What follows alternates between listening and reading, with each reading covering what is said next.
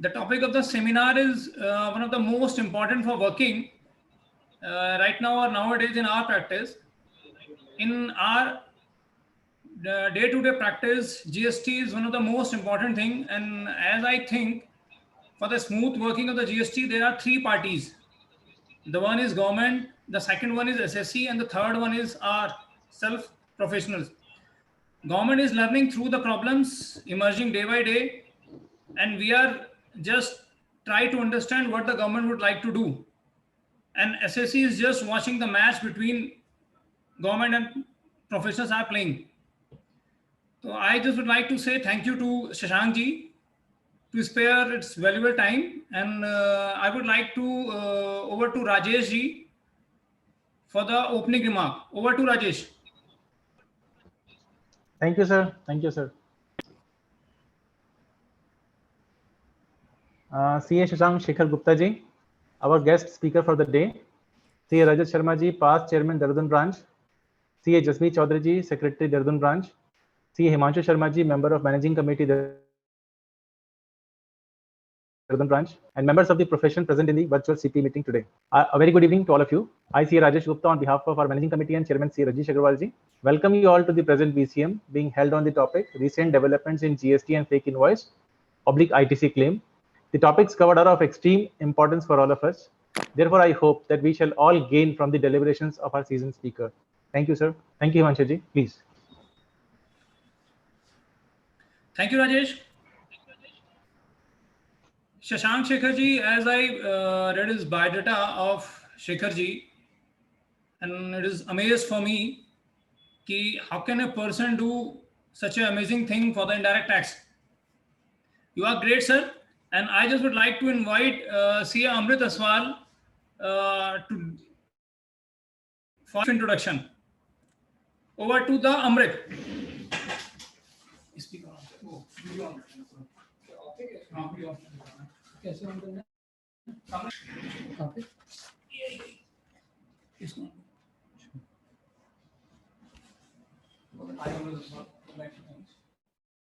Hi, good afternoon, good evening. I would like to thank the managing. Am I audible? My audible. Audible. Okay. Am I audible? Yes, Amrit ji, you are audible. Yes, Amrit ji, you are audible. Okay, good evening, everyone. I would like to thank the managing committee of Dehradun branch to give me this opportunity to introduce CA Shashank Gupta, sir. So the current positions held by him are: he is the member of the GST and Indirect Taxes Committee of the Institute of Chartered Accountants of India. He is also the member of the GST Core Advisory Group of the Institute of Chartered Accountants, Chartered Secretaries of India. He is the member of the GST and Indirect Taxes Committee of ASSOCHAM. He is a member of the GST Committee of Indian Industries Association. He is also the member of the State Budget Advisory Committee for financial year 18-19. His key achievements are, some of the key achievements are: he is a renowned tax professional in the field of GST and indirect taxes in India. He has conducted more than 200 sessions, seminars for trade and industry pan-India on goods and services tax as well as other indirect tax. He has been awarded by the Law Minister of India in 2016 in the august presence of the Chief Justice of India and 4 other Supreme Court judges. He has been advisor to Fortune 500 companies, listed entities as well as MSMEs. He has more than 10 years of experience exclusively into the Indian taxation regime. Now his academic background is he is an FCA, fellow chartered accountant with distinction in taxation as well as law papers. He is a qualified lawyer, pursued postgraduate diploma in tax laws under the aegis of Supreme Court of India from the Indian Law Institute, and he is also the batch. So he is also pursuing PhD on the topic implementation of GST in India and VAT across country analysis. So, his post-qualification work experience summarized here is: he has worked with Deloitte, which is an international Big Four consultancy firm, of course, and then he has a consulting firm founded by Arthur Andersen India Partners. Presently, he is practicing as the head of indirect tax practice at Mark Tax Advisors, which is an international consultancy firm. Then he is possessing all-round experience of advisory, litigation, compliances, support, representation, as well as spreading awareness. Now, some of his international work experience, I would like to list it down. He has worked extensively on international VAT, indirect tax regimes too. He has worked on Malaysian VAT, which was implemented in Malaysia. He has prepared study material for the Bhutanese government on VAT, which was implemented in Bhutan. Then he has worked and conducted workshops, advised businesses on GCC VAT, which was implemented in Gulf countries, that is UAE, Kingdom of Saudi Arabia, Bahrain, and Kingdom of Oman. So that's it from me. Now I request you to Shashank to start. Okay. Now I would request Shashank sir to please start the session. Thank you. Thank you. Thank you, Amrit ji. CA Rajesh Gupta ji, CA Jasmeet ji, CA Rajat Sharma ji, CA Himanshu Sharma ji, CA Vedbrat Sharma ji, respected seniors and my dear friends in the audience. Like always, it is a pleasure and an honor being here and to shoulder this responsibility to discuss and deliberate upon recent amendments, recent developments under GST, and another important burning topic that is claimed as fake ITC or fake invoices under GST. So, friends, as we all know that we've recently come out of the second COVID pandemic wave, and a lot of recent developments in GST are around relaxations given due to the limitations arising out of the second corona pandemic wave. Secondly, जैसे अब GST को implement हुए अब 4 साल हो गए हैं, so finally we are seeing some good important judicial developments finally coming up in GST regime. Initially, we did see a lot of movement around advanced ruling, but those advanced ruling, the whole authority of advanced ruling was highly diluted in GST, because advanced ruling is nothing but a central officer and a state medium experience officer. So now finally high courts are giving judgments and on good important issues. And lastly, this fake ITC and fake invoice, which is, I think, one of the most heavily reported and one of the most highlighted aspect of GST, around which the entire investigation wing of the government is working around. So let us please move ahead and discuss this. So for this, we have a presentation here, which I will now put on the board. Is this presentation visible to all? ये presentation दिख रहा है? Yes, sir. Yes, sir. It is visible, sir. Yeah, okay. So we've titled the presentation "Recent Developments in GST" by recent developments because it involves, as I mentioned, recent amendments. It involves recent judicial developments, and it also involves discussion around the framework of fake invoices and fake ITC claims. So first is, let us please have a look at some recent important judicial pronouncements. So the first important judicial pronouncement, जो मुझे लगता है आपने judgment काफी नाम सुन भी लिया होगा अभी तक, which is D.Y. Bethel Enterprises. So this D.Y. Bethel Enterprises is a Madras High Court judgment, and in this judgment, let us first try and see what were the facts involved, what was the defense put forward, and what was the final opinion on the judgment, or what was the final verdict in the judgment. So in this case, D.Y. Bethel Enterprises, or the petitioner, purchased goods from a supplier who did not deposit tax in the government account. मतलब उन्होंने सामान खरीदा एक supplier से, उसको पूरी payment करी with GST payment करी, but supplier ने वो टैक्स सरकार को जमा नहीं कराया. और जैसा कि हम GST में देख रहे हैं, that government departments, without putting much effort, simply and straightforward move to the purchaser कि भाई आप अपना ITC रिवर्स कर दीजिए. अगर ये तो वो केस है कि जहां उसने टैक्स डिपॉजिट नहीं कराया था, किसी ने टैक्स डिपॉजिट करा भी दिया, लेकिन बाई चांस अपने 1 में रिपोर्ट नहीं किया, जो सामने वाले के 2A या 2B में नहीं आया परचेजर के, वो भी वो आर्ग्यू करते हैं कि आप रिवर्स कर दीजिए. तो इस केस में कोर्ट ने क्या कहा, इस केस में कोर्ट ने देखा कि पिटिशनर ने, जब गवर्नमेंट ने, डिपार्टमेंट ने कहा कि भाई आप ये आईटी से रिवर्स करिए, तो उसने हाई कोर्ट को अप्रोच किया और इस रिकवरी को चैलेंज किया और उन्होंने कहा कि भाई आप सप्लायर के अगेंस्ट तो आपने कोई एक्शन लिया नहीं, आप सीधे मेरे पास आईटी से रिकवर करने आ गए। और कोर्ट ने भी इस बात को रिकॉग्नाइज किया कि भाई अगर सप्लायर ने टैक्स जमा नहीं कराया तो आपने सप्लायर के अगेंस्ट एक्शन क्यों नहीं लिया, आप उसके अगेंस्ट स्ट्रिक्ट एक्शन लीजिए, आप रिसिपिएंट के अगेंस्ट क्यों एक्शन ले रहे। और यहां पर इस जजमेंट में इसको, इस पॉइंट को, इस जजमेंट का फ्लॉ कह लीजिए, कुछ लोगों के ओपिनियन में ये फ्लॉ है, कुछ लोगों के ओपिनियन में ये फ्लॉ नहीं है। यहां पर कोर्ट ने रिलाई किया एक प्रेस रिलीज को, and this press release was dated May 4, 2018. Now in this press release, there was this, actually you would be apprised, you would be having knowledge that in GST the basic return structure, GSTR1 say 2A, 2A say 2, 2 say 1A, 1A say 3, that system has still not come into effect, that system has still not come into place। और वो एक system था जो GST returns का system law में prescribe था।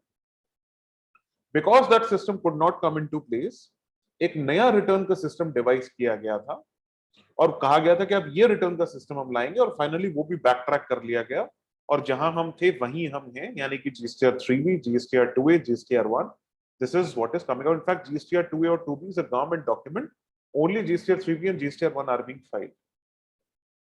सो जो नई रिटर्न्स आ रही थी उसके रिस्पेक्ट में एक प्रेस रिलीज दिया था गवर्नमेंट ने May 4, 2018 को, जिसमें ये कहा था that in case of non-payment of tax by the supplier, it will not lead to automatic reversal of ITC by the buyer, and in case of the supplier's default, recovery shall first be made from the supplier।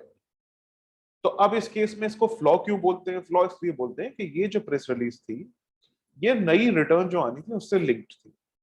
और जो लोग बोलते हैं flaw नहीं है, वो क्यों बोलते हैं? वो बोलते हैं कि भाई this is in effect a government document, ये प्रेस रिलीज किसी एसएससी ने निकाली थी, ये प्रेस रिलीज गवर्नमेंट ने निकाली थी और ये गवर्नमेंट की इंटेंशन को सामने रखती है।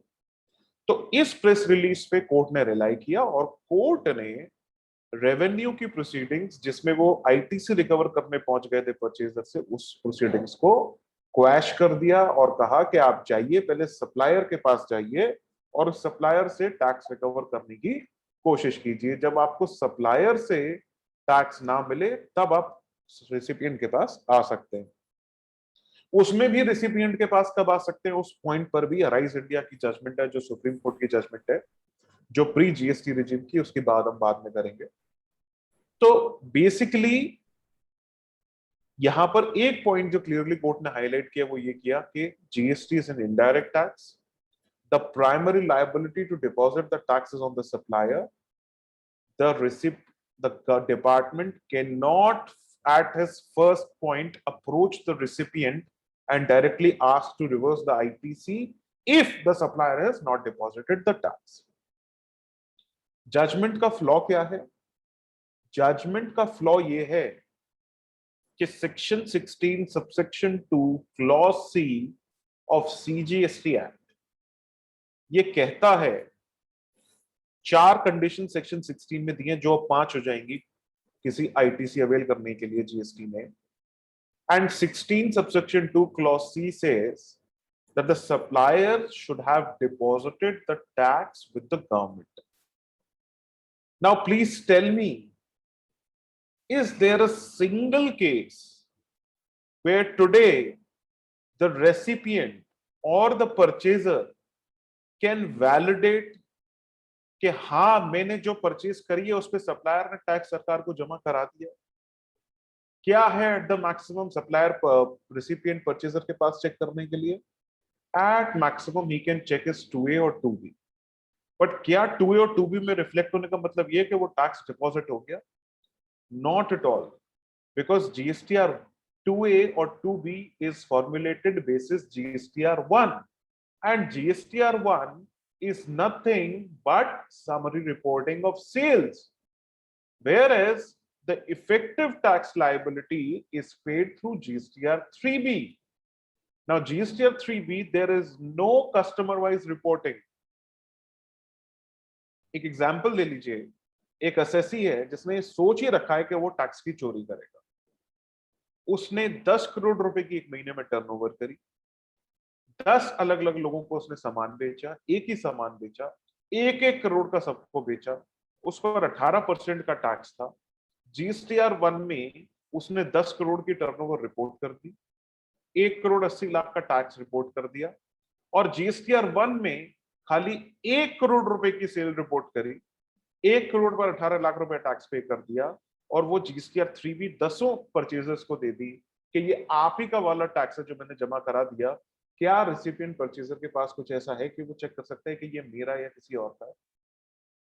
So the moot point being that section 16 subsection 2 clause C जो कंडीशन देता है, that is squarely hit by the legal maxim lex non cogit ad impossibilia. And what does this Latin term mean?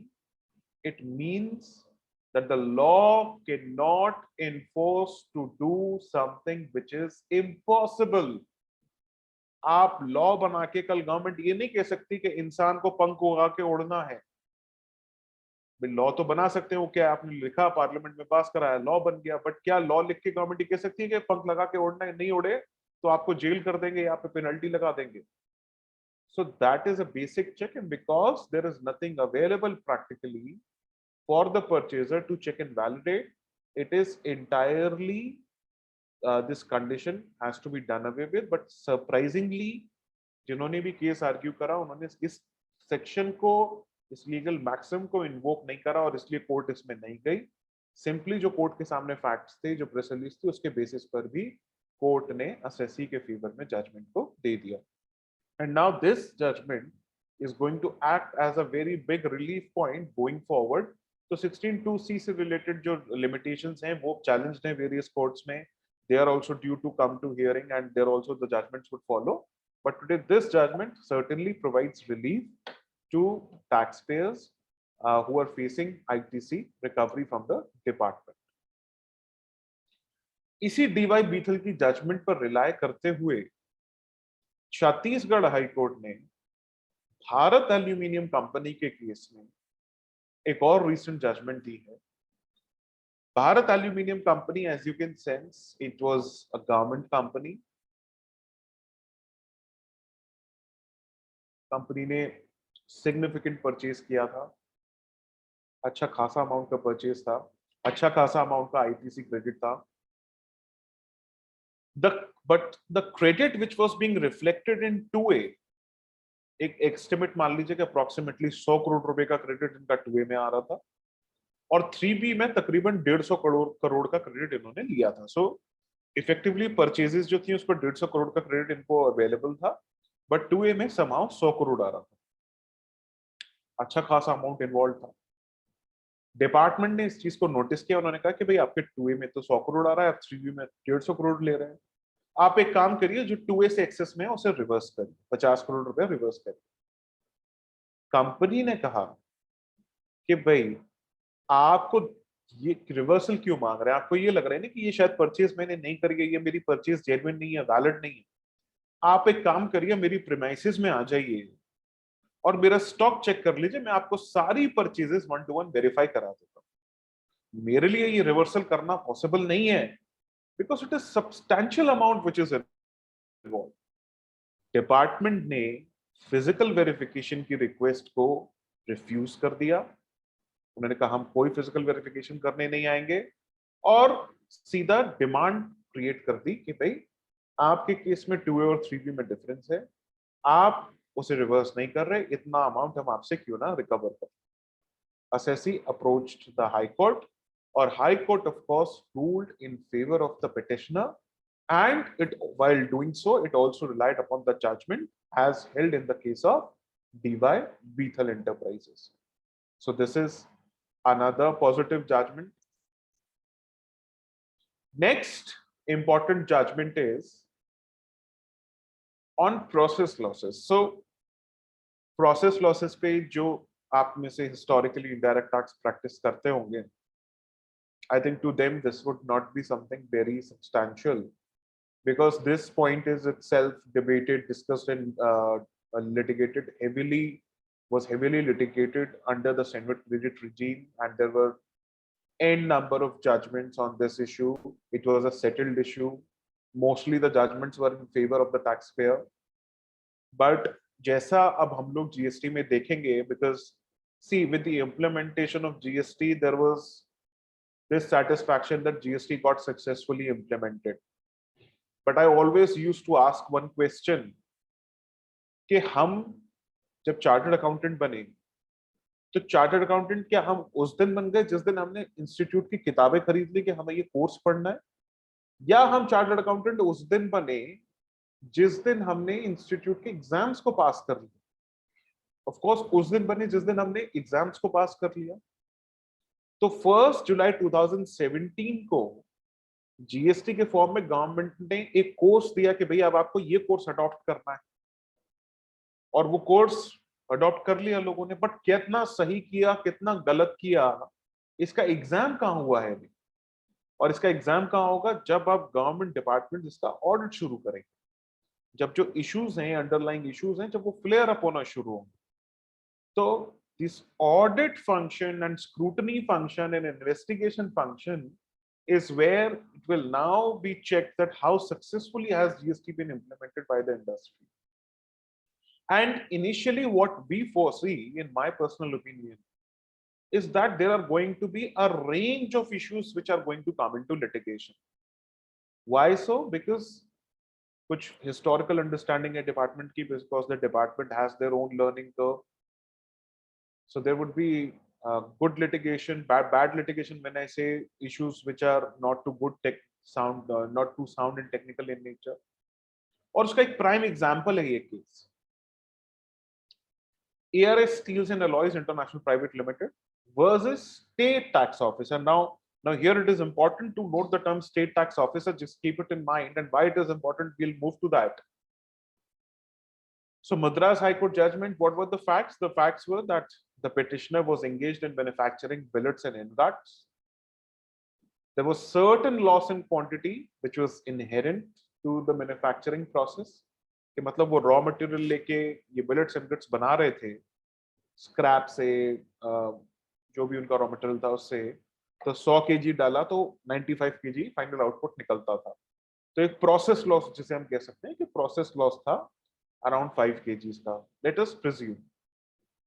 अब ये जो process loss था 5 kg का, officer कहता है कि भाई section 17 subsection 5 clause H of CGST act कहता है कि goods lost, stolen, destroyed, written off और disposed of by way of gift और इन एनी अदर फॉर्म, तो वो क्रेडिट रिस्ट्रिक्टेड है। और ये गुड्स तो इतने एक्सटेंड के आपके लॉस्ट ही हो गए प्रोसेस में। आप एक काम करिए, ये 5 kg का आईटीसी रिवर्स करिए प्रोपोर्शन। ARS Steels ने कहा कि भाई ये तो मेरा प्रोसेस लॉस है, ये तो सेक्शन 17(5) से कवर्ड नहीं लगता मेरे को। बात नहीं बनी, डिस्प्यूट हुआ, डिस्प्यूट हाई कोर्ट तक गया, and the high court then held that loss occasioned by process of manufacture cannot be equated to any instances set out in section 17 subsection 5 clause H of CGST Act. जो आप cover करने की कोशिश कर रहे हैं वो वहां पर प्रिस्क्राइब नहीं है, and the entire revenue stance is misconceived. And अब यहाँ पर एक बात ये थी कि जो सेंट्रल क्रेडिट में प्रैक्टिस करते थे पहले, central excise and service tax, they would know that process loss was allowed in central credit. तो क्रेडिट रिकवरी अगर होती थी तो उस पर सेटल हो चुका था कि कोई क्रेडिट रिवर्स नहीं करने की जरूरत है। But here a view might arise कि ये स्टेट टैक्स ऑफिसर था, इसको नॉलेज नहीं होगी सेंट्रल रिजीम की या सेंट्रल टैक्स लॉस की, और मे बी उसने इसलिए ये केस बना दिया। But what is interesting here to note is that a similar provision also existed in section 19 subsection 1 of Tamil Nadu VAT Act. So state tax officer था तो Tamil Nadu VAT Act में तो काम किया होगा, और Tamil Nadu VAT Act में भी ऐसा provision था जो credit restriction की लगभग पैरेलली बात करता था। बट वहां पर भी प्रोसेस लॉसेस को कवर नहीं किया गया था.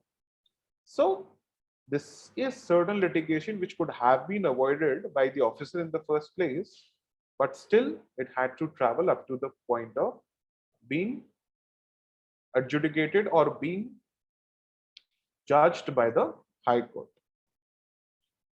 Now we come to changes proposed by the finance bill. और ये मैं proposed by the finance bill की बात अभी क्यों कर रहा हूँ, क्योंकि कुछ important judgments हैं, ये अभी effective नहीं हुई हैं, but ये finance bill से जो हमारा budget आया था तभी propose हो गई थी, and they are likely to get notified and implemented in the due course. तो पहला change इसमें ये है कि जो अभी हमें क्रेडिट रिस्ट्रिक्ट किया गया है कि आपके 2A में जितना क्रेडिट आ रहा है उसका आप 105% ले सकते हैं. तो आपका 10 लाख रुपए का क्रेडिट मान लीजिए 2A में आ रहा है, आपका हिसाब से आपका एक्चुअल परचेज पे क्रेडिट 15 लाख है, तो 10 करोड़ पे 5%, 10,50,000 आप मैक्सिमम क्रेडिट ले सकते हैं, उससे ज्यादा क्रेडिट आप नहीं ले सकते. बट ये 5% is now going to become nil. तो पहले ये 20% रिस्ट्रिक्शन आई 2019 में, फिर 10% हो गई, फिर 5% हो गई, and finally now the government has said in the finance bill कि हम सेक्शन 16A में एक और सबसेक्शन डालने जा रहे हैं, AA, और जहां पर हम रिस्ट्रिक्ट कर देंगे क्रेडिट उतना ही मिलेगा जितना आपके सप्लायर ने, जिससे आपने परचेज करी है, उसने अपनी टैक्स लायबिलिटी को रिपोर्ट किया है, उतना ही क्रेडिट हम अब आपको देंगे. अब यहां पर क्वेश्चन आ सकता है कि क्या ये अमेंडमेंट एब्सोल्यूट होगा, क्या still there is some remedy available? If yes, what is that remedy? What is the judicial precedence in this regard?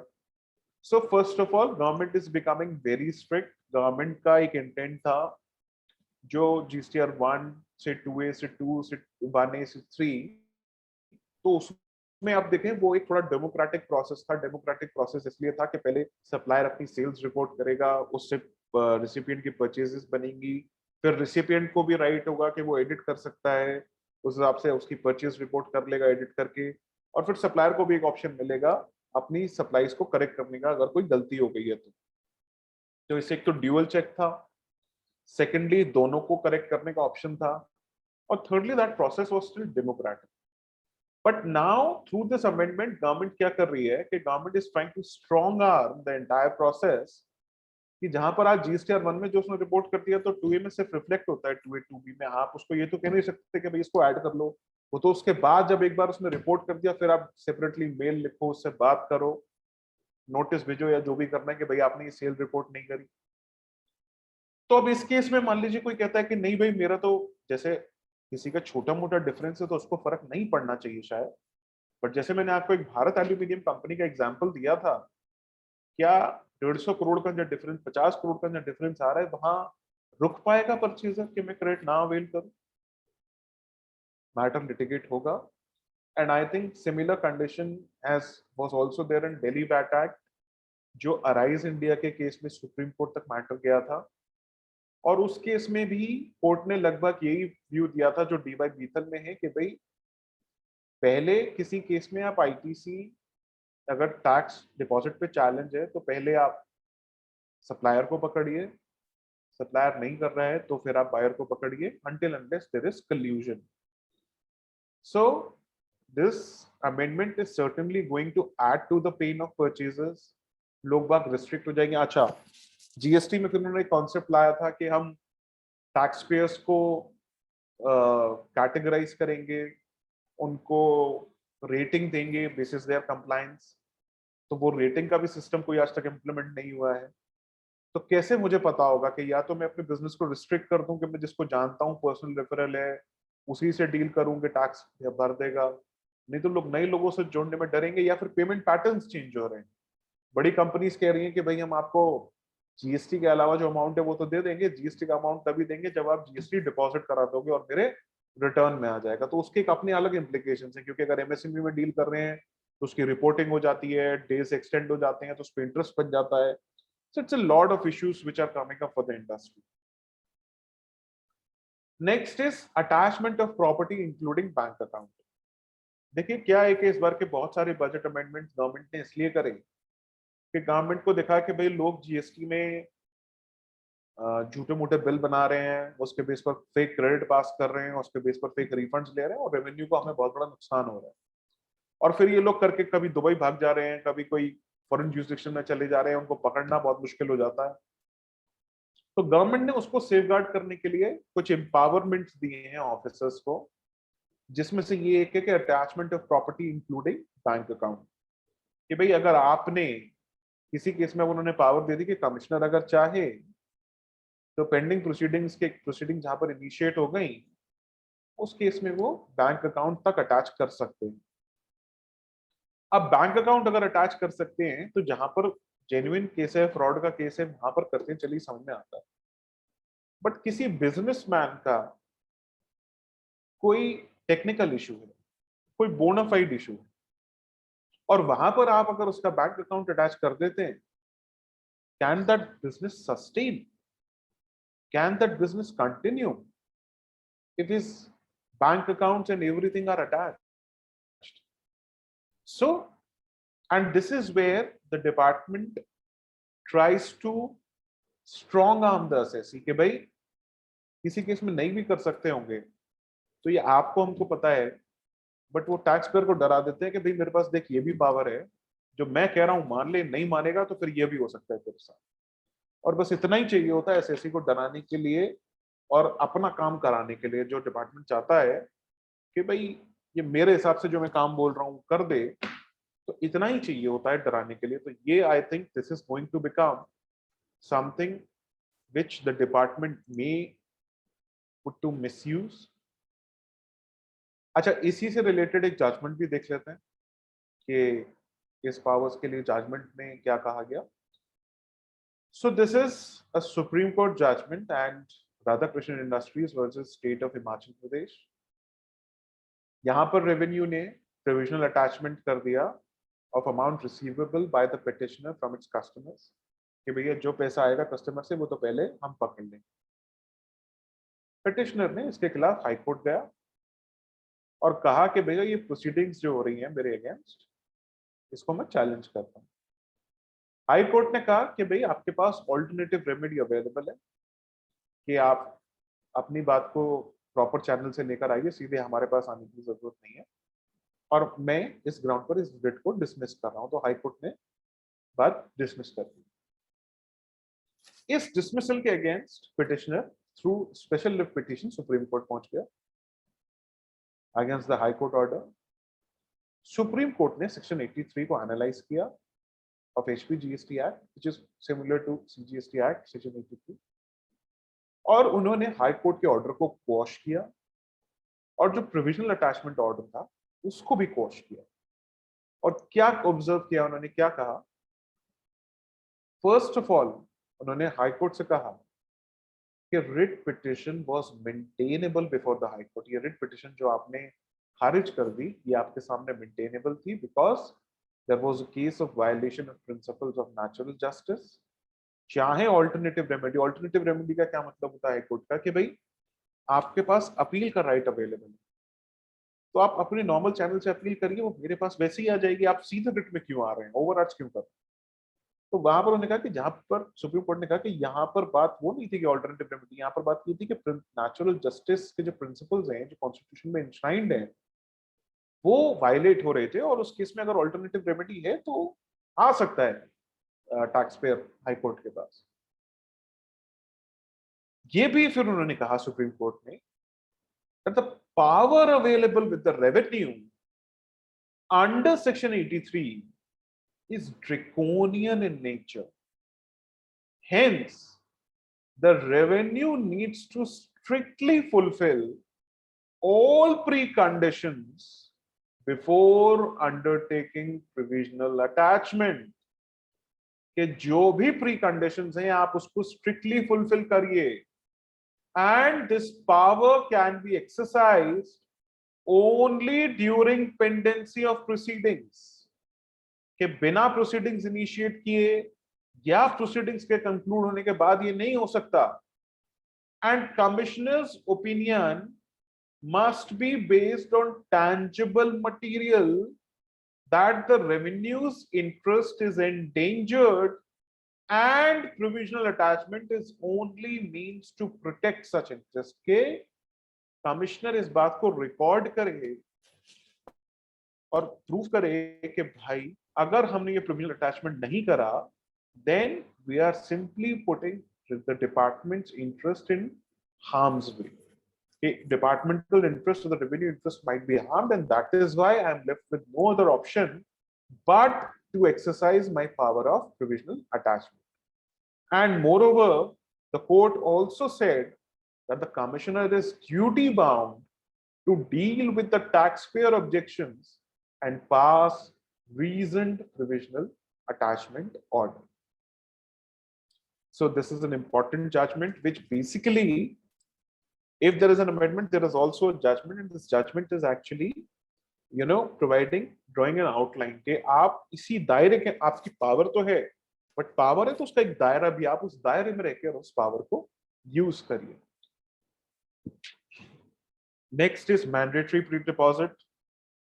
आप में से किसी के क्लाइंट की गाड़ी यूपी में से गुजरी होंगी, खासकर इनिशियल टाइम में जब जीएसटी इंप्लीमेंट हुआ था, तो ये वे बिल क्या होता है, गाड़ी कैसे पकड़ी जाती है, इसके बारे में मुझे बताने की जरूरत तो नहीं है आपको.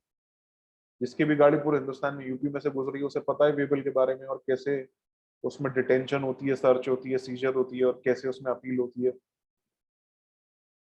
बहुत अच्छा काम किया है उसमें. तो अब यहाँ पर गवर्नमेंट ने क्या था, यहाँ पर इशू क्या था, इशू ये था कि वो गाड़ी पकड़ते थे आईजीएसटी के ट्रांजैक्शन पे, वो कहते थे कि ये यूपी है, यहाँ पर आप भले ही आईजीएसटी लगता है ट्रांजैक्शन पे, आप एक काम करिए एसजीएसटी में पूरा टैक्स जमा कराइए और पूरी पेनल्टी जमा कराइए. So they had some god given powers, क्योंकि लॉ में तो वो पावर नहीं है कि किसी आईजीएसटी के ट्रांजैक्शन पे वो एसजीएसटी पे करा दे, but they had some powers जिससे उन्होंने ऐसा करा लिया. और फिर ये सब टैक्स जमा करने के बाद पूरा अपील का राइट एक्सरसाइज होता था, जिसमें बेसिकली कहा जाता था कि जो टैक्स जमा कराया गया है, गलत जमा कराया गया है, आप वो पैसा हमें वापस करिए. अब गवर्नमेंट ने यहाँ पर फिक्स कर दिया, गवर्नमेंट ने कहा कि भाई अगर आपको ऐसे केसेस में जाना है अपील में, तो 25% का मैंडेटरी प्री डिपॉजिट रहेगा. और यहाँ पर अगर आप देखेंगे तो सेंट्रल लॉस के, पुराने सेंट्रल लॉस की बात करें, सेंट्रल एक्साइज सर्विस टैक्स की, तो उसमें पहली अपील पे 7.5% of tax demand pre deposit होता था, दूसरी अपील पे 10%, और वो 10% में 7.5% घटाया जाता था, तो इफेक्टिवली दूसरी अपील पे 2.5% एडिशनल. बट यहाँ पर अगर आप देखेंगे तो यहाँ 25% है, और रेगुलर चैनल्स में अगर आप अपील देखेंगे तो पहली अपील पे 10% और दूसरी अपील पे एडिशनल 20%, यानी total 30% of tax demand pre deposit है. तो जो प्रपोर्शन है या जो कॉस्ट ऑफ लिटिगेशन है, that is comparatively much higher under GST regime. Now refunds. तो रिफंड्स में अगर हम देखेंगे तो अभी तक गवर्नमेंट ने रिफंड्स में एक्सपोर्ट्स के केस में 2 ऑप्शंस दिए थे कि एक, अगर आप चाहें तो आप बॉन्ड और लेटर ऑफ अंडरटेकिंग फाइल कर दीजिए और आपको अपने आउटवर्ड सप्लाई पर कोई टैक्स देने की जरूरत नहीं है, और आपने जो परचेजेस पर टैक्स दिया हुआ है वो टैक्स आप रिफंड करा लीजिए डिपार्टमेंट जाकर. उस वाले रिफंड में डिपार्टमेंट जाना पड़ता है. एक और ऑप्शन गवर्नमेंट ने ये दिया कि एक काम करिए, टैक्स पेड एक्सपोर्ट करिए गुड्स के केस में, और जैसे ही आप शिपिंग बिल फाइल करेंगे और जीएसटीआर 1 फाइल करेंगे, शिपिंग बिल आपकी रिफंड एप्लीकेशन बन जाएगा. जीएसटीआर 1 फाइल करेंगे, वो कस्टम पोर्टल से इंटरेक्ट करेगा, सिस्टम में रिपोर्टिंग मैच होगी, आपका रिफंड ऑटोमेटिकली स्क्रोल में लग जाएगा, पास हो जाएगा, पैसा आपके खाते में आ जाएगा. आपको कहीं जाने की जरूरत नहीं है अनटिल अनलेस कोई टेक्निकल नेचर की क्वेरी आ जाए. तो अब वो कस्टम्स के थ्रू वो रिफंड लोगों को ज्यादा आसान लगा, अच्छा लगा. क्यों लगा? क्योंकि उसमें डिपार्टमेंट जाने की जरूरत नहीं थी और वो एक ऑटोमेटेड सिस्टम बन गया था. तो वन टाइम कैपिटल इन्वेस्टमेंट था, बट उसके बाद साइक्लिकली वो पैसा वापस आ रहा. अब गवर्नमेंट को दिखा कि ये जो फेक रिफंड लेते हैं, जो ये चेन बनाने वाले हैं, ये मैक्सिमम आईजीएसटी वाले रिफंड में जाते हैं. क्यों? क्योंकि उसमें डिपार्टमेंट नहीं जाना, ऑटोमेटिकली लग जाएगा स्कूल में, ऑटोमेटिकली पैसा आ जाएगा. तो गवर्नमेंट ने रिस्ट्रिक्शन लगा दिया इस बजट से कि भाई अब हम आईजीएसटी का रिफंड का ऑप्शन हर किसी को नहीं देंगे. अब हम restricted category of persons dealing in restricted category of goods, दो फिल्टर्स लगेंगे कि कैटेगरी ऑफ पर्सन भी रिस्ट्रिक्टेड होगी, कैटेगरी ऑफ गुड्स भी रिस्ट्रिक्टेड होगा, और जो दोनों में कवर्ड होगा उसको ये ऑप्शन मिलेगा, अदरवाइज लोगों को आईटीसी रिफंड में जाना पड़ेगा। तो बेसिकली जो ईज ऑफ डूइंग बिजनेस की बात थी वो कहीं ना कहीं इसमें देखिए हिलती हुई नजर आ रही है। तो गोइंग फॉरवर्ड ये भी एक देखने की बात है कि अब the refund, IGST refund, or which was a more easier option, simpler option, which was available earlier, is now going to be restricted. So restrictions, notification of that restrictions is awaited. अभी तक EOU पर Rule 96 सब Rule 10 में इन्होंने restrict किया हुआ है, जो specified notifications का benefit लेते हैं other than EOU also, उनको restrict किया हुआ है कि आपने अगर input side पर कोई GST पे नहीं किया तो outward IGST refund क्यों लेना, और अगर पे किया है तो फिर benefit ले लो.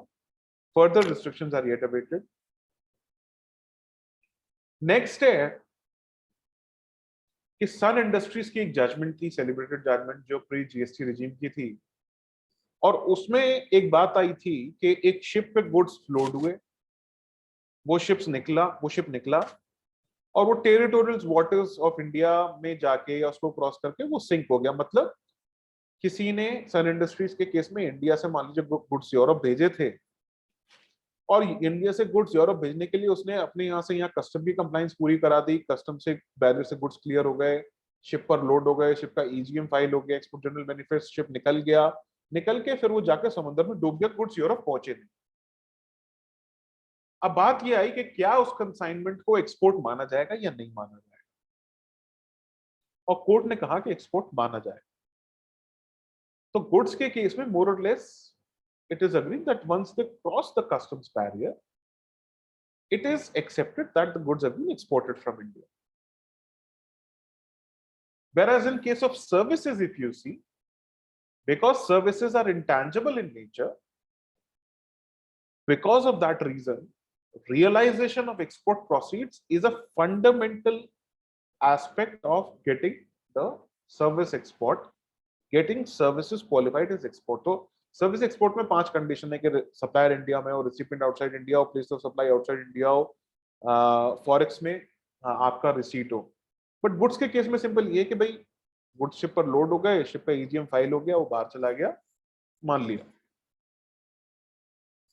बट यहाँ भी गवर्नमेंट ने देखा कि भैया ये फेक ITC वाले परेशान कर रहे हैं, जो मैंने आपसे कहा कि IGST रिफंड देते, तो गवर्नमेंट ने यहाँ भी कहा कि भाई गुड्स के केस में फीमा, हर एक्सपोर्ट ट्रांजैक्शन में फीमा एक टाइमलाइन देता है आपको 9 महीने का, कि भैया 9 महीने में बाहर से पैसा ले आओ फॉरेक्स में।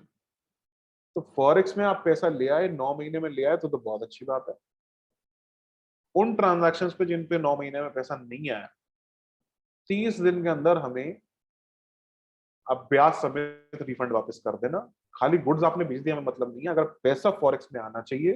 तो ये भी एक उसी से अटैच्ड लिमिटेशन आ रही है कि अब इस केस में दिक्कत कहाँ आएगी कि कई केस में कंपनीज क्या करती है, इंडिया से बाहर अपना वेयर हाउस बना लिया, तो यहाँ से माल भेजा, वो उनके वेयर हाउस में जाके बैठ गया, वहां से जस्ट इन टाइम बेसिस पे कंपनीज को सप्लाई हो रहा है।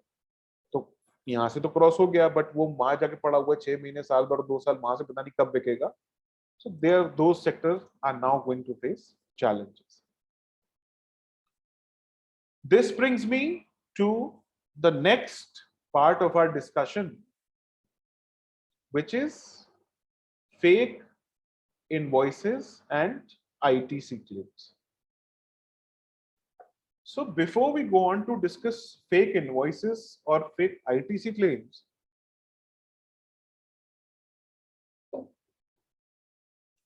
let us first try and understand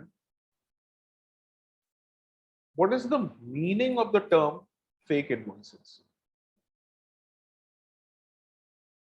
fake invoice आज कोई भी बोलेगा तो वो चार्टर्ड अकाउंटेंट है, GST में प्रैक्टिस कर रहा है या आइडिया है, तो वो समझ जाएगा कि फेक इनवॉइस का मतलब क्या बात हो रही है। But actually what does the term fake invoice mean?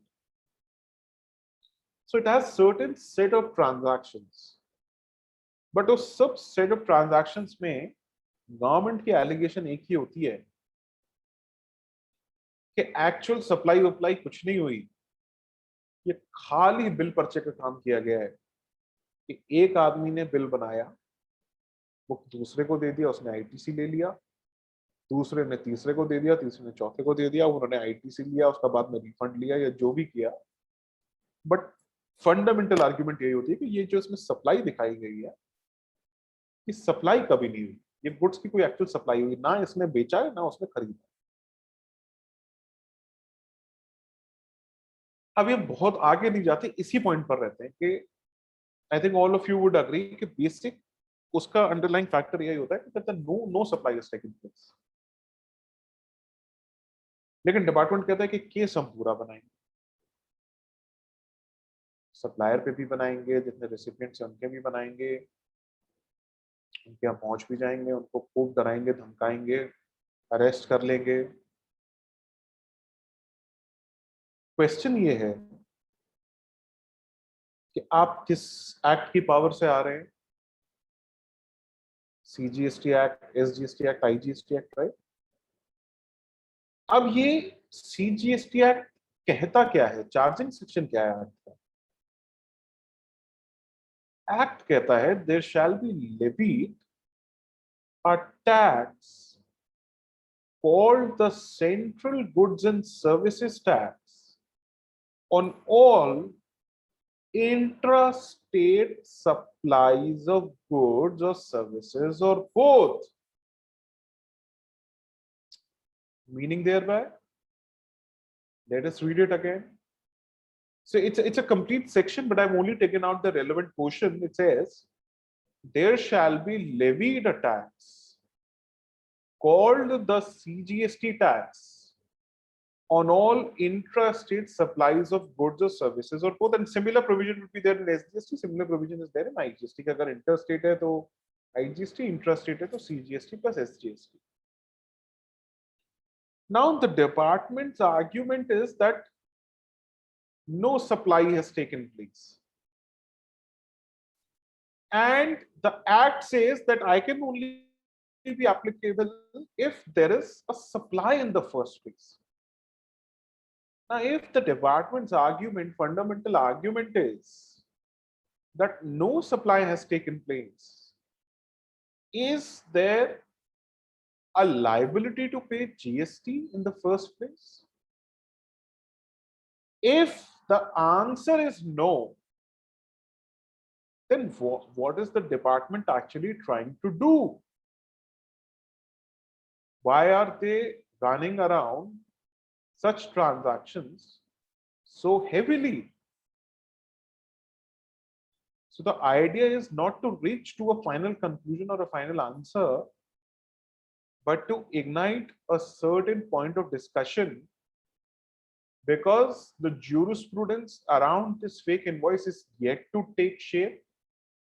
So abhi it is in nascent stages, where a lot of action is happening at the departmental level, that to investigation teams, which create a lot of havoc. And let me also make this clear that my deliberation today is not around going into the morals or the ethics कि क्या bona fide है, क्या non bona fide है, क्या होना चाहिए. My simple aspect of today's deliberation is to strictly and simply analyze it from a legal standpoint. What's the ethics of it? What's the moral of it? Let us keep it aside for a moment of time, and let us try and focus on the legality aspect of it. अब इसी fake invoice और fake ITC claims में generally a chain of taxpayers is involved. Chain of taxpayers meaning, so there is A, B, A to B, B to C, C to D, D to E, E to F, and generally layers of different entities. और कई बारी chain इतनी बड़ी हो जाती है कि genuine taxpayers, specially अगर आप बिल्डर कॉन्ट्रैक्टर सेगमेंट में जाएंगे तो आपको उसके यहाँ तो बिल चाहे ना चाहे वो मिल ही जाएगा, ऐसा आया हुआ ना आपको दिख ही जाएगा. तो now what the department is saying, department goes out after every supplier and every recipient, जितनी भी बड़ी चेन हो, सब क्या डिपार्टमेंट का नोटिस जाता है, समन जाता है कि भैया ऐसे ऐसे में पता चला, आप एक काम करिए, आप टैक्स दे दीजिए और आप आईटीसी रिवर्स कर दीजिए, which is clearly leading to situations where the amount involved is INR 1 crore, maybe 1 crore, मतलब एक बेसिक बात यह है कि किसी ने 1 करोड़ रुपए का गलत आईटीसी पास कर दिया है ड्यू टू XYZ रीजंस। अब वो 1 करोड़ जब 10 लोगों के हाथ में घूम गया, डिपार्टमेंट 10 के पास पहुंच रहा है और 1 करोड़ तो मानता ही मानता है, उस पर इंटरेस्ट भी दीजिए और उस पर पेनल्टी भी दीजिए। Now the question is in effect the revenue leakage for 1 crore or for 10 crores? Is in effect department entitled to recover from one person or from all the persons? And if the answer is in favor that of all the persons, then this means that the world is yet to see a better compounding scheme than this one. I would love to be department in this case, where I can, so this is like a multi-level marketing scheme, MLM scheme. कि एक chain घूमी तो उस नादान को क्या पता था कि ये 1 करोड़ का 10 करोड़ भरना है।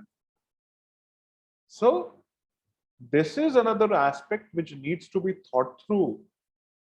To what extent should the powers be limited?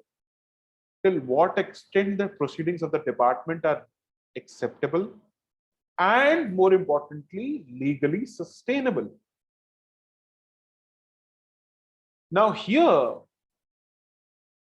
इसी चेन में चलते हुए हम बात करते हैं कि जब ये चेन पकड़ी तो डिपार्टमेंट बोनाफाइडी तो कहने वाला नहीं है किसी को कि भैया तुमने बोनाफाइडी गलती से ये चेन बना दी, अब एक काम करो, अच्छे बच्चों की तरह टैक्स दे दो। आपका मैं सेक्शन 73 में केस बना तो 73 में तो वो बनाएगा नहीं 73 में, क्योंकि 73 बात करता है बोनाफाइडी की और 2 ही सेक्शन है रिकवरी के, सेक्शन 73 या 74 तक बात जाने नहीं देते, वो DRC 03 से पहले ही सारा काम करा देते हैं प्रेशर में। तो 74 में जो प्रॉपर सेक्शन लगता है कि डिपार्टमेंट को इन्वोक करना चाहिए, सेक्शन 74 कहता है where it appears to the proper officer that any tax has not been paid or short paid or erroneously refunded, or where input tax credit has been wrongly availed or utilized by reason of fraud, willful misstatement, suppression of facts. उसमें पहले एक और भी condition होती थी, कल्यूजन वगैरह, वो हटा दिया गया है। So now it has to be either fraud or willful misstatement or suppression of facts. He shall serve notice on the person chargeable with tax which has not been so paid or which has been so short paid, or to whom the refund has been erroneously been made, or who is wrongly availed or utilized input tax credit, requiring him to show cause as to why he should not pay the amount specified in the notice along with interest payable thereon under section 50 and a penalty equivalent to the tax specified in the notice. हमने section पढ़ लिया। क्यों पढ़ा हमने ये section? यहाँ पर इसके प्रीसीडिंग स्लाइड में हमने एक क्वेश्चन देखा कि एक चेन ने 1 करोड़ रुपए का कोई गड़बड़ी है जो डिपार्टमेंट कह रहा है, एलिगेट कर रहा है, बट वो 10 लोगों से रिकवरी मांग रहा है, इसलिए वो 1 करोड़ का 10 करोड़ बन गया। अब हम आगे सेक्शन 74 में, 74 को हमने पढ़ा, हम देखने की समझने की कोशिश कर रहे हैं कि क्या सप्लायर पे केस बने, क्या रेसिपिएंट पे केस बने, किस पे केस बने। तो इसमें अगर आप देखेंगे, he shall serve notice on the person chargeable with tax which has not been so paid or has been short paid, or तो और पे एक जूरिस्प्रूडेंस होती है कि इसको हम कंजंक्टिव पढ़ें, डिसजंक्टिव पढ़ें, या कई जगह और को एंड की तरह भी पढ़ते हैं, या कहीं एंड लिखा है तो उसको और की तरह पढ़ें। तो यहां अगर आप पढ़ेंगे तो my personal opinion is that this is disjunctive in nature. Disjunctive meaning it says that it has to be either the person chargeable with tax or who has wrongly availed or utilized into tax credit. It cannot be both because it does not say and, first of all. Secondly, when we combine this, I will add why I interpret the section so that when we combine this section 74 with the case of DY Bethel and Arise India, तो DY Bethel में जैसे उन्होंने कहा कि भाई पहले supplier को पकड़ो ना, रेसिपिएंट को क्यों पकड़ते हैं? तो उससे भी इस बात को वेट मिलता है, जो बात हम यहाँ पर कर रहे हैं कि भाई पहले आप सप्लायर को पकड़ो। और ये बात भी रैशनलाइज होती है कि भाई 1 करोड़ में 10 करोड़ मत मांगो, 1 करोड़ तक अपनी डिमांड को लिमिट करो। सो this is what my understanding is. How judiciary evolves, we are yet to see. Secondly, it says where it appears to the proper officers. Show cause notice कौन बना सकता है? Proper officer can make a show cause notice. Now, who's the proper officer? Section 2, subsection 91 defines the term proper officer, and it means commissioner or the officer. So commissioner is your jurisdictional commissioner, but this commissioner is not empowered to delegate this power. No, it says clearly the commissioner or the officer of the central tax who is assigned that function by the commissioner in the board. कि अगर delegation होना है तो फिर वो board वाला commissioner करेगा. And who is the board commissioner? So earlier it was Mr. Upender Gupta, जो हम इनकी circulars देखते हैं, signed notifications देखते हैं, and it has to be through that function, through proper notification that is notifying, okay, within the purview of this, I'm notifying this authority, which we are yet to see. So the whole concept of proper officer, which I think in Canon India also in the Supreme Court judgment came before us in the customs context, I think that debate is itself going to arise in GST also. So this is another thing that in investigation cases, the demand is being put forward by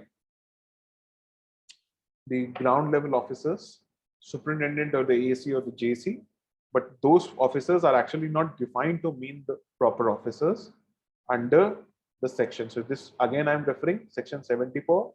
It says clearly it has to be the proper officer.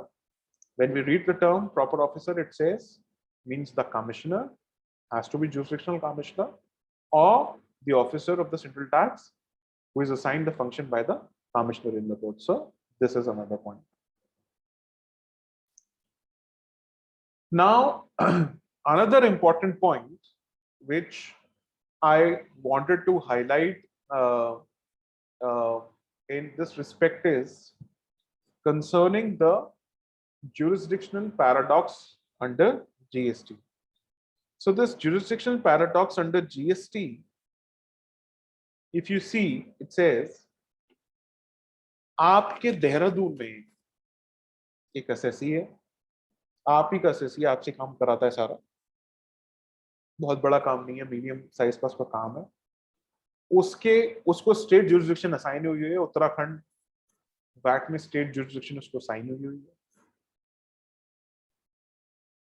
अचानक से एक दिन DG GSTI Chennai office से उसके यहाँ team आ जाती है, चेन्नई से देहरादून, और डीजी जीएसटीआई जब मैं कह रहा हूं तो by default these are central tax officers, search करती है, सीजर कर लेती है, इवन अरेस्ट कर लेती है, और वो आपको फोन मिलाता है कि भाई साहब आपने कहा था कि मेरा जुरिसडिक्शन ये तो मुझे चेन्नई वाले पकड़ के ले जा रहे हैं। क्यों? क्योंकि ये कहते हैं कि मैंने कोई परचेज करी हुई है, वो उसमें चेन पकड़ी गई है और उसमें टैक्स जमा नहीं हुआ। तो क्या एक्चुअली जुरिसडिक्शन जीएसटी में डिफाइंड है? प्रैक्टिकली आप देखेंगे तो नहीं। कहने को एक बहुत अच्छा डिवीजन हो गया है कि 1.5 करोड़ से नीचे है तो 90% स्टेट के पास, 10% सेंटर के पास, और 1.5 करोड़ से ऊपर है तो इतना परसेंट सेंटर के पास, इतना परसेंट स्टेट के पास। बट आज प्रैक्टिकली कहीं भी कोई भी एसएससी हो, ये जा रहा है डीजीजीएसटीआई। दिल्ली डीजीजीएसटीआई का zonal office, not head office, zonal office is going and conducting arrests in Calcutta, in Mumbai. DGSTI Mumbai is going and conducting arrests in Punjab. Centre का और स्टेट का फर्क नहीं पड़ता। पैरेलली आपकी गाड़ी पकड़ गई किसी और स्टेट में, उत्तराखंड में आपका एसएससी है, सेंट्रल टैक्स में उसकी जुरिसडिक्शन है, गाड़ी उड़ीसा में पकड़ गई तो गाड़ी छुड़ानी भी उड़ीसा में, उसकी अपील भी उड़ीसा में ही करनी है आपको, और वो स्टेट वाले ही पकड़ेगा, सेंटर वाले तो गाड़ी पकड़ नहीं रहे।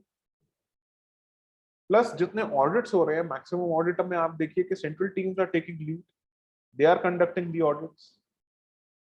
सो we need to understand that actually the jurisdiction is not defined, and DGGSTI per se investigation teams have been given so wide powers that they are practically exercising pan-India jurisdiction. Even the zonal offices are exercising pan-India jurisdiction. Documents and information sort, तो ये जब कई बारी departmental proceedings होती हैं तो इसमें हमें कई बार ये भी देखना चाहिए कि क्या डॉक्यूमेंट और इंफॉर्मेशन वो हमसे मांग रहे हैं। बहुत सारे केसेस में वो हम से कहते हैं कि 2A ले आओ, 3B ले आओ। नहीं, आप डिपार्टमेंट से आए, आप मेरे से कह रहे हो 2A 3B ले आओ, क्या वो मेरा डॉक्यूमेंट है, मैंने प्रिपेयर किया? 2A तो खुद ही गवर्नमेंट प्रिपेयर करके मेरे को देती है।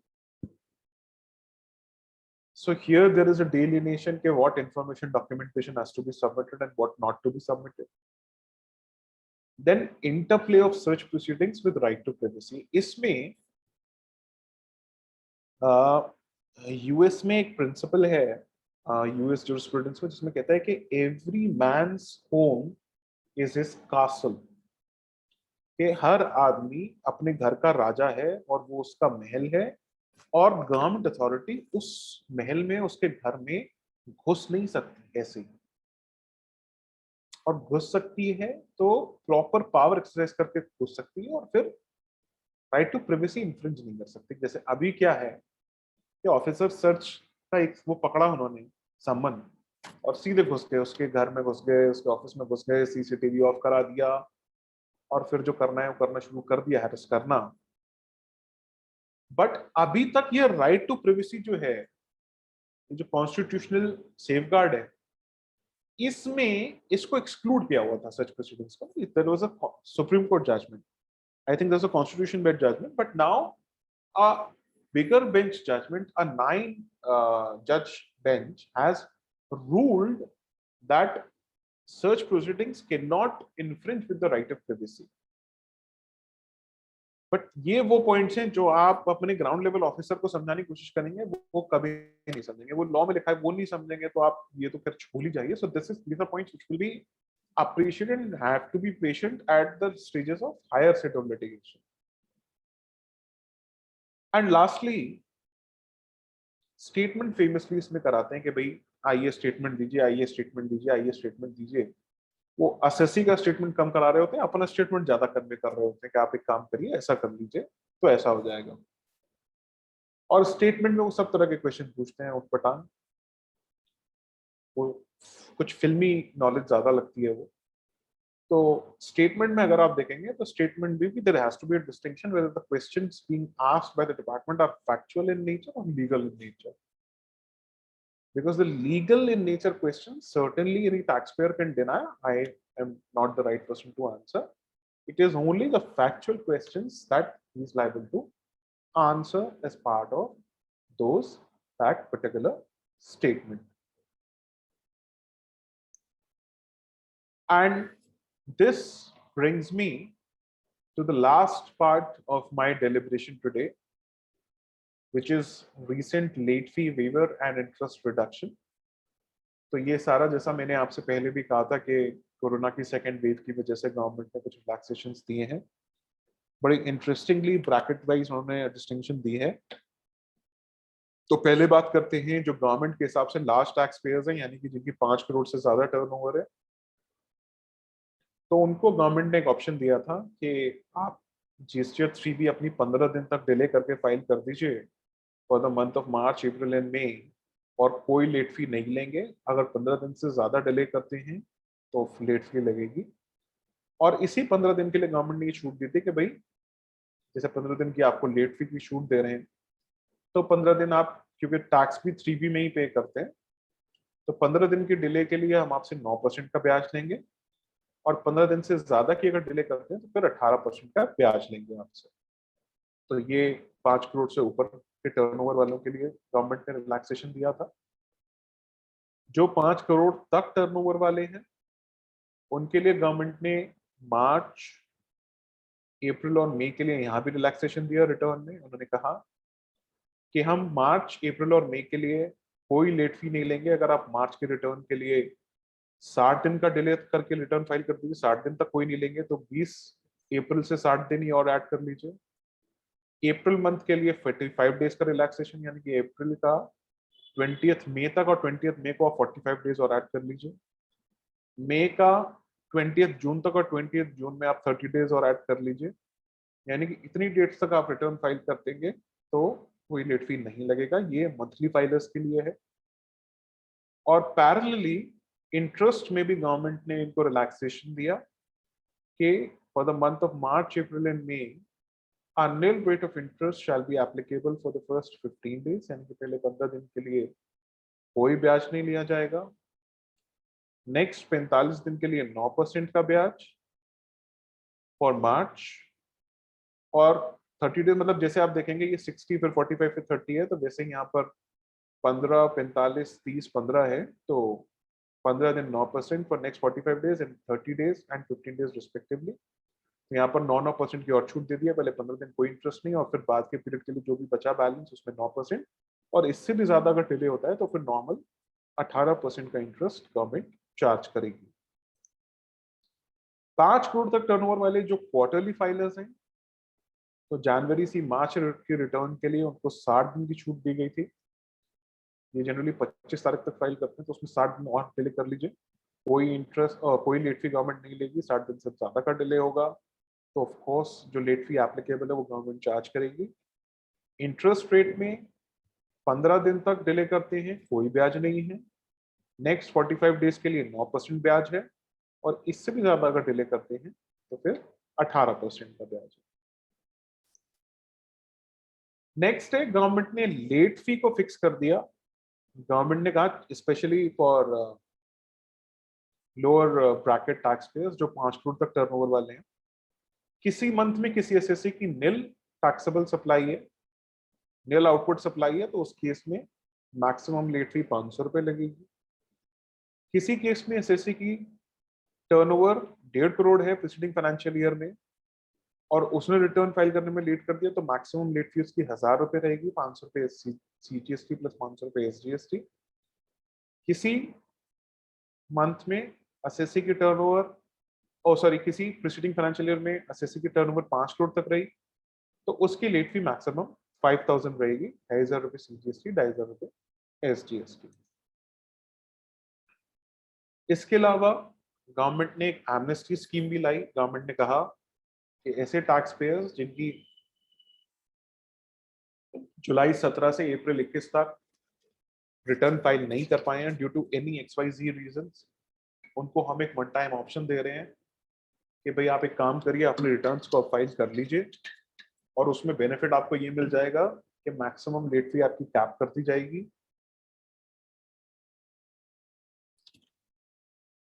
वैसे टैक्स पेयर्स जिन्होंने जुलाई 17 से अप्रैल 21 के बीच की कभी भी 3B फाइल नहीं करी है, एक भी नहीं करी है, सारी नहीं करी है, तो वो अगर 1 जून से 31 अगस्त के बीच में अपनी पेंडिंग 3B फाइल करते हैं, तो उनसे मैक्सिमम पर रिटर्न लेट फी 1000 रुपए ली जाएगी, अदरवाइज ज्यादा है तो मैक्सिमम यहाँ कैप कर दिया कि 1000 रुपए पर रिटर्न की लेट फी लेंगे।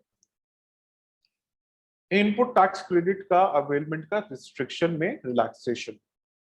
एक कंडीशन हमने डिस्कस करी थी कि आपकी 15 लाख रुपए का क्रेडिट आपके हिसाब से बनता है, लेकिन आपके 2A में खाली 10 लाख का आ रहा है, तो मैक्सिमम क्रेडिट जो आप ले सकते हो वो 10,50,000 का ले सकते हो। तो ये जो 5% की रिस्ट्रिक्शन है, ये मंथ ऑन मंथ एप्लीकेबल होती है, बट गवर्नमेंट ने अप्रैल में और जून 3 महीनों के लिए इस कंडीशन को रिलैक्स किया। उन्होंने कहा कि अप्रैल में, मई में जितना क्रेडिट आपको लगता है आपका बनता है, आप खुद सेल्फ कैलकुलेशन के बेसिस पर उसको अवेल कर लीजिए। जून के मंथ की जब आप रिटर्न भरेंगे तो उस मंथ के रिटर्न में 5% की condition cumulatively for the month of April, May और जून अप्लाई कर दीजिएगा। एक्सेस क्रेडिट हो तो रिवर्स कर दीजिएगा, अंडर हो तो अवेल कर लीजिएगा, और हम मान लेंगे कि आपने रूल 89 का कंप्लायंस कर दिया। सो बेसिकली एक टेम्पररी रिलैक्सेशन था कि अप्रैल और मई में 5% की कंडीशन नहीं लगेगी, बट जून मंथ में अप्रैल, मई और जून तीनों मंथ का क्यूमुलेटिव 5% का कंडीशन एप्लीकेबल होता है। नेक्स्ट है कॉम्पोजिशन टैक्स पेयर्स के लिए। तो इनके लिए जीएसटीआर 4 जो 2021 का है उसकी लास्ट डेट 31 जुलाई तक कर दी गई है। 21-22 के लिए लेट फी को कैप कर दिया गया है, मैक्सिमम अगर डिले होगा तो मैक्सिमम लेट फी 2000 रुपए ली जाएगी। सिमिलरली जीएसटीआर 7 जो टीडीएस के लिए रिटर्न जाती है उसकी भी मैक्सिमम लेट फी को कैप कर दिया है कि मैक्सिमम लेट फी 2000 रुपए ली जाएगी। एक और गवर्नमेंट ने रिसेंट चीज इंट्रोड्यूस किया। गवर्नमेंट ने कहा कि किसी केस में एसएससी ने रिफंड के लिए अप्लाई किया, आईटीसी रिफंड के लिए, तो जब आप आईटीसी रिफंड के लिए अप्लाई करते हैं तो उतना क्रेडिट आपका ब्लॉक कर देती है गवर्नमेंट। वो क्रेडिट गवर्नमेंट ने जब आपका ब्लॉक किया तो उस केस में आप पहले रिफंड लेने तो इसलिए गए थे कि भाई क्रेडिट ब्लॉक है, मैं यूज नहीं कर पा रहा हूं, डिपार्टमेंट उसको प्रोसेस करने में कुछ टाइम लेता है। इन द मीनवाइल आपको एक बड़ा ऑर्डर मिल गया और वो बड़े ऑर्डर के अगेंस्ट आपको बड़ा अमाउंट का टैक्स लायबिलिटी पे करना है। अब क्रेडिट आपका रिफंड में ब्लॉक्ड पड़ा है, रिफंड भी मिल नहीं रहा, इधर आपको टैक्स भी पे करना है। गवर्नमेंट कहती है अब आप अपने आईटीसी रिफंड को किसी भी स्टेज पर विड्रॉ कर सकते हैं। विड्रॉ करने से क्या होगा कि आपने जितना आईटीसी रिफंड क्लेम विड्रॉ किया उतना का क्रेडिट आपका रीइंस्टेट हो जाएगा, आपके क्रेडिट लेजर में आ जाएगा, और उस क्रेडिट से आप अपनी आउटपुट टैक्स लायबिलिटी पे कर सकते हैं। तो इस केस में क्या होगा, एसएससी को रिफंड के लिए वेट करने की जरूरत नहीं है।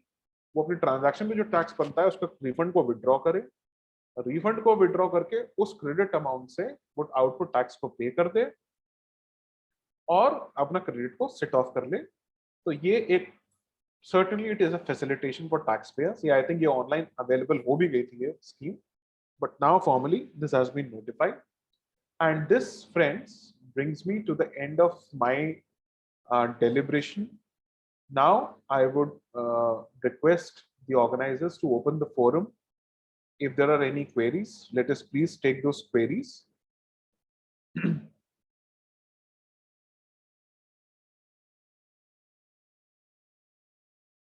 I think, sir, you're on mute.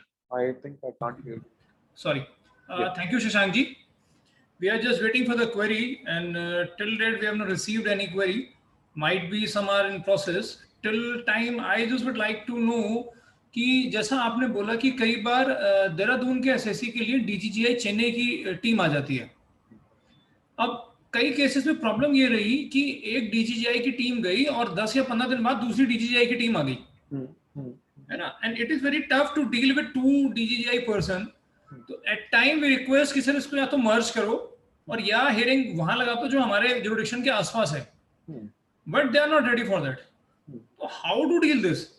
In one of my case एक टीम मेरठ से आ गई और एक दिल्ली वाले आके hardly win the 1 month time. So you're rightly pointing this out, sir, and this we are also seeing this is happening. एक तो इतना एक्सट्रीम केस है कि उनके यहाँ 7 डिफरेंट जुरिसडिक्शन से ऑफिसर्स ने अप्रोच किया, जिसमें सबसे लास्ट उनके जुरिसडिक्शन वाले थे। तो उससे पहले वो 5-6 जगह का अलग अलग जवाब दे चुके हैं। So first of all, this is clearly not what the law provides. First of all, ये कहीं भी law provide नहीं करता. Okay. Secondly, if we see how the department functions, कि फर्स्ट ऑफ ऑल तो यही गलत है कि एसएससी देहरादून का है और मेरठ की टीम्स या दिल्ली की टीम्स आ रही हैं। उसमें से भी मैं कहता हूँ चलिए मेरठ का मान लेते हैं, बारकोड जुरिसडिक्शन यहाँ पर है, तो मेरठ की टीम जब ऑलरेडी आ गई तो फिर दिल्ली की टीम को उसमें कोई राइट नहीं है कि वो उसको आगे डबल परस्यू करे। So first of all, दोनों ही teams का in itself it is something which is legally challengeable. Secondly, if both the teams are simultaneously trying to pursue, it is clearly a case of double jeopardy, which needs to be put a stop to. आप दोनों जगह contest करिए और accept भी करना है तो आप ये ठीक है एक जगह कर लेंगे जो काम करना है आप ही का विंग है तो we can at least respond to mirror. Or both the parties since they are coming, you can challenge the jurisdiction, immediately approach the High Court seeking a restriction के दोनों ही हटाई जाए और रहनी भी है तो दोनों में से एक ही रहे या एक भी ना रहे. And we have a very very strong opinion that the court will immediately grant you benefit on this. Okay. Either restricting it to one party or in itself putting a stay on the entire proceedings. Reason being, last month, one of my client is scrutinized by the local DGGI Dehradun. And after 1 month, उनको एक call आ गई DGGI Delhi से किसी these are the information and please attend our office. तो मैंने कहा sir आपकी processing यहाँ पे चल रही है दोबारा दिल्ली. ये प्लस पॉइंट रहा कि पेंडेमिक की वजह से उनको जाना नहीं पड़ा, बट आई थिंक कि आज नहीं तो कल उनको जाना पड़ेगा या वो टीम यहाँ पे आएगी. एब्सोल्युटली. देखिए अभी पेंडेमिक की वजह से मैं आपको बताऊं कि डिपार्टमेंट ने इतनी मेहनत करी है कि पीपी किट पहन के उन्होंने फर्स्ट वेव की बता रहा हूं मैं कि अपनी जान पे खेल के उन्होंने रेवेन्यू को बचाया है. और पीपी किट पहन के उन्होंने जैसे कहते हैं कि जो हम देखते हैं मून पे जा रहे हैं लोग चांद पे जा रहे हैं उस तरीके से उन्होंने आके टैक्स की रक्षा करी है. तो ये अभी वो रुक गए हैं but they will certainly come. And what happens is that the cases are piling up like anything and department is working on a firefighting mode. तो वो उगलते भी आ गए और वो बचाते भी आ गए कि वो सब जगह जाके ना. So there जैसे ही फाइल उठ जाएगी कल कोई उठा लेगा ऑफिसर आके वो तुरंत आपके यहाँ लैंड हो जाएंगे कि भाई this is what is happening and they work on such a mode that SSC को harass करना डराना. तो आपको definitely you should seek a protection against it. Otherwise I think it is going to create a challenge for you in the times to come. Okay, now we have some query. There is a Ashish ji. The query is there any time limit for issuing assessment or scrutiny notice by assessing officer? As for example, financial year 18-19 notice can be issued up to what date? देखिए, so there is first of all no concept of assessment in GST. Okay. That was only under VAT. Scrutiny is certainly there. Audit is certainly there. और ये department कैसे function करता है historically ये देखता है कि मैं अगर मेरे को कोई डिमांड बनानी है तो वो शो कॉज नोटिस कब तक बना सकता हूँ. और शो कॉज नोटिस का अगर आप इसमें पढ़ेंगे तो वो कहता है कि किसी पर्टिकुलर ईयर की एनुअल रिटर्न जब आपने फाइल करी, लास्ट डेट नहीं, जब आपने फाइल करी उस डेट से इतने साल बाद तक, generally I think it is somewhere close to 6-7 years for any year post annual return, up to 6 years तो मान ही लीजिए. तो वो इनके पास मैक्सिमम टाइम है. 18-19 का वो अभी क्यों कर रहे हैं? इसीलिए कर रहे हैं कि there is a lot of pressure from the higher officers कि जाइए ऑडिट्स कंडक्ट करिए, लोगों की गलतियां पकड़िए, रेवेन्यू रियलाइज करिए. इसीलिए डिपार्टमेंट में प्रेशर में है और अभी ऑडिट्स को कर रहा है. गोइंग फॉरवर्ड हम लोग ग्रेजुअली क्या देखेंगे कि जस्ट इन टाइम ऑडिट्स और जस्ट इन टाइम ऑडिट शुरू होना और खत्म होना भी अपने आप में कहानी है. ऑडिट शुरू कर देते हैं फिर महीनों तक खत्म नहीं होता. तो वो खत्म भी तभी करते हैं जब वो नोट कर लेते हैं कि इसकी last date show cause notice की है तो इतने दिन पहले हम फाइनली बात करने लगेंगे और इस डेट पर नहीं मानेगा तो डिमांड नोटिस बना देंगे. This is how they typically work. जैसे डीजीजीआई की टीम मल्टीपल लोकेशन से आ रही है, क्या ये पॉसिबल है कि किसी एसएससी का ऑडिट स्टेट और सेंट्रल दोनों से एक साथ शुरू हो जाए? नहीं, देखिए इसमें ना सर्विस टैक्स में एक सर्कुलर भी था जो सर्विस टैक्स डिपार्टमेंट के लिए कहता था कि भाई या तो एसएससी का स्क्रूटनी होगा या ऑडिट होगा. Both the things will not happen for any SSC. Okay.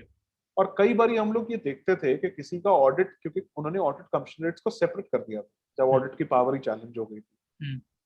तो ऑडिट कमिश्नरेट को सेपरेट किया तो ऑडिट कमिश्नर ऑडिट कर गई बट ज्यूरिसडिक्शन वालों को पता नहीं, उन्होंने स्क्रूटनी में केस लगा दिया. तो उनको सिंपल लेटर लिख के कि भाई हमारा ऑडिट हो चुका है, आप स्क्रूटनी नहीं कर सकते, and they used to die down. But now it is going to become a challenge in GST because we are talking about two separate governments person, और गवर्नमेंट का भी आपस में जो कोहेरेंस था वो डे बाय डे खत्म होता जा रहा है जीएसटी में। आप जीएसटी काउंसिल पर रिसेंट रिपोर्ट्स देख लीजिए, तमिलनाडु इज सेइंग के मीटिंग्स टॉक्सिक, मीटिंग्स में most of the matters are going to voting. West Bengal is saying meetings have turn toxic. Maharashtra ने कह दिया कि हम सीबीआईसी सर्कुलर्स को ब्लैंकेटली अप्रूव नहीं करेंगे। तो अभी तो मोस्ट ऑफ द स्टेट्स में सेंटर और स्टेट गवर्नमेंट जहां एक है वहां तो चलिए ठीक है, but going forward this is going to increasingly become a challenge, because अगर कोई पर से फंडामेंटली स्टेट का एसएससी है और सेंटर ने ऑडिट कर दिया, तो स्टेट वाला तो कहेगा कि भाई आपने कैसे कर दिया, एसएससी तो मेरा ऑडिट मेरे को करना है। हाँ जी। चैलेंज शायद उस एंड तक ना हो कि सेंटर का एसएससी सेंटर ने ऑडिट कर दिया, बट क्रॉस फंक्शनिंग जहां पर होगी, या ऐसे केसेस जो इन्वेस्टिगेशन में चले गए और इन्वेस्टिगेशन वाले फिर ऑडिट हो रहे हैं, उन केसेस में सर्टेनली एसएससी को भी प्रॉब्लम होगी और डिपार्टमेंट को भी प्रॉब्लम होगी, और ये सारे केसेस फिर कहीं ना कहीं जुडिशियल चैलेंज बन के कोर्ट्स के सामने आएंगे। And that may be a great problem in future. Yeah, that will be a problem. Okay. I have a query from Neeraj Kumar Arora ji. Which ITC is correct to claim? ITC as per 2A, 2B, or as per the purchase invoices while filing the monthly returns? Sir, I think the answer is very clear. ITC as per your purchase invoices. Yeah. And I think we have the judgment of DY Beetle and Bharat Aluminium Company to support us. Okay. But keeping practicality in mind, अगर आपका difference बहुत ज्यादा नहीं है, quantum बहुत ज्यादा involve नहीं है, तो इट इज सजेस्टेबल कि आप 2A 2B के बेसिस पर क्रेडिट लें, so as to avoid any unnecessary harassment by the department. अगर डिफरेंस ज्यादा है तो of course go forward with your purchase invoices, and department, if it challenges, you have judgments to safeguard your interest. I think so. Now we do not have any further queries. So I just would like to over to Shashank Goyal for the formally vote of thanks. Over to Shashank. Thank you, sir.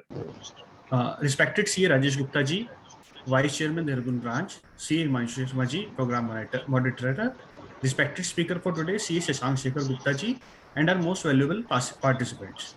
It's my privilege to have been asked to propose a vote of thanks on this occasion. I, on behalf of the Dehradun branch of CIRC and my own behalf, extend a very hearty vote of thanks to the speaker, CA Shashank Shekhar Gupta ji, for gracing his presence and sharing us with his views and opinion today, and for giving an excellent coverage on the recent GST developments and issues concerning ITC in a very lucid manner, so that everyone joining us must have understood each and everything discussed today. I am sure the webinar was enlightening for all the participants. A sincere thanks to the speaker. I also extend my thanks to CA Rajesh Sharma ji for his enormous cooperation in organizing the webinar. Thank you. Finally, thank you, Shashank ji. Thank you, sir. It was a pleasure. The problem which we are facing is कि ये law बहुत speedily change हो रहा है, और we hope कि in future भी आप इस तरह से हमें guide करते रहेंगे, क्योंकि जिस तरह से law change हो रहा है, it is very problematic for us also कि हम उसकी nitty-gritty को at time grip कर सकें. So finally, I again would like to say thank you. Sure, sir. Thank you, sir. Thank you, Rajat ji. Thank you. Thank you, sir. Thank you, sir. Thank you. Sir, thank you so much.